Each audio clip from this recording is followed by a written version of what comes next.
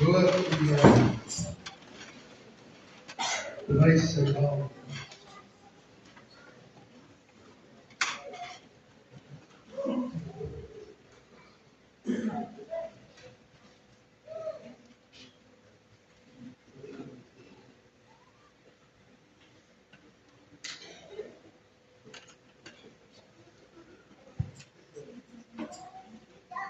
Prys die Here.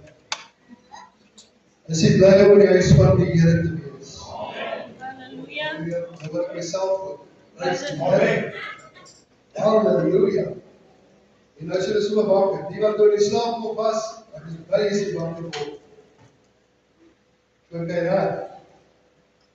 Sal jy raak ook nie, moet jy maar net so maak, ja, wat ek opstel, ek sal nie vra wat in die kamer, sal net wil wat is die fout, waar ek al fout, terwijl ons in die staan, wil ek wil nie ook nie sonder nie.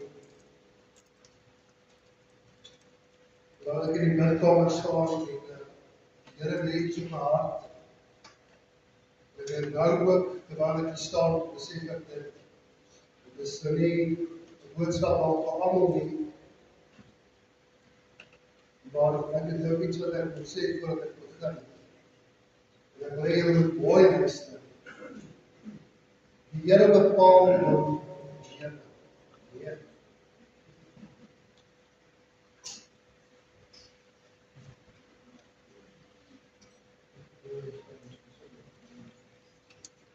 Prys die Here. Ek gaan nie oor afkry oor hierdie. Sê nou is die Here vir alles. Amen. Gaan hou nie van wat ons doen nie. Laat ek op hier vanoggend sê, as ek vanaand sê, dan moet jy my man verskoon, maar ons het gisteraan konferensie, 'n streek saamtrek gehad, en nou bly dit nog steeds by my kop vanaand. Ek wil vanoggend vir julle sê, ek kom op 'n punt in my lewe waar die Here ek moet my keuse gekom het. En wat gebeur het is, ek is in hierdie tyd waar ek my werk verloor het, en die profesie kom na my toe, ek gaan 3 keuses kry, 3 offers kry op die tafel. En terwyl ek hierdie 3 offers gaan kry, moet ek die regte een kies. Nou wil ek vir jou sê, wanneer jy in daai situasie kom, en as jy al daar was, dan kan jy vir my sê, ek weet hoe ek voel, wil ek vir jou sê, dan weet jy nie wat om te kies.